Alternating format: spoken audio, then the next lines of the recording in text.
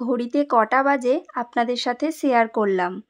তার কারণ রান্নাবান্না করতে করতে 2:30 হয়ে গেছে, এটা রাত। তো যাই হোক, প্রথমেই বলি এটা রান্না পুজোর ভিডিও আমি অনেক দেরিতে আপলোড দিচ্ছি। অনেকেরই দেখলাম ভিডিও শেয়ার করা হয়ে গেছে, ছবি শেয়ার করা হয়ে গেছে, কিন্তু আমার পক্ষে সম্ভব হয়নি। তার একটি কারণ, রাহির ভীষণ শরীর খারাপ ছিল। আমি লাস্ট কয়েকটা ছবিতে শেয়ার করেছিলাম, তো বেশ কিছুদিন আমি কোনো না ভিডিও ছবি কিছুই শেয়ার করিনি। তো ওকে নিয়েই ব্যস্ত ছিলাম, ভীষণ শরীর খারাপ ছিল ওর। তো সেই কারণে আমি আর কি কোনো ভিডিও শেয়ার করতে পারিনি।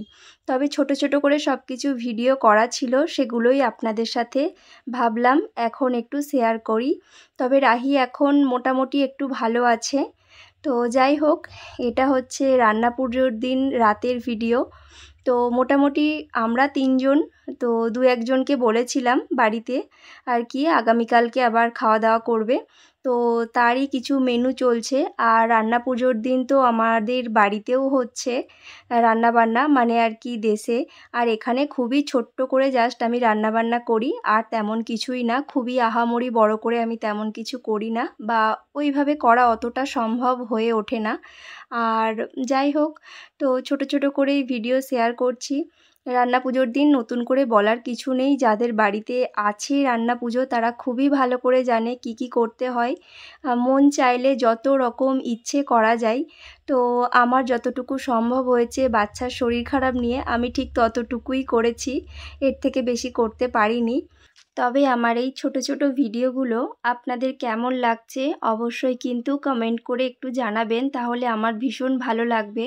আর যতটা ছোট করে ভিডিওটা শেয়ার করলাম এতটা ছোট কিন্তু নয়। সেই সন্ধেবেলা বসেছিলাম, প্রায় 2:30টার সময় শেষ হয়েছে। তো কি কি হয়েছে ছোট্ট করে আরেকটিবার শেয়ার করি। এই যে ভাতে আমি জলও দিয়ে দিলাম। এখানে এই যে মাছের তেল দিয়ে ডাল চচ্চড়ি করেছি। তারপরে এখানে এই যে 4 রকমের ভাজা, আলু, উচ্ছে, বেগুন, কলা। আরও চাইলে ভাজা করতে পারতাম, তো বললাম না, খুব একটা তেমন কিছু করিনি। আর চিংড়ি মাছ আর কাতলা মাছ একসাথে সর্ষে পোস্ত দিয়ে করেছি। তো আর এখানে রয়েছে ইলিশ মাছের মাথা দিয়ে পুঁই শাক। আর এখানে রয়েছে পমফ্রেট মাছ, এটাও সর্ষে পোস্ত দিয়ে করেছি। আর এখানে অল্প কিছু চিংড়ি মাছ ভাজা রেখেছি।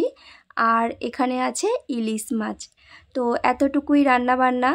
আর আরও একটি জিনিস করেছি, শেয়ার করা হয়নি। এই যে এটা হচ্ছে পায়েস করেছি, একটু গুড়ের পায়েস। তো চলুন, কেমন লাগলো অবশ্যই কমেন্ট করবেন। অনেক দেরিতে ভিডিও শেয়ার করলাম, তো এখন থেকে আস্তে আস্তে ভিডিও দেওয়া শুরু করব। সবাই ভালো থাকবেন, সুস্থ থাকবেন। দেখা হচ্ছে পরবর্তী ভিডিওতে।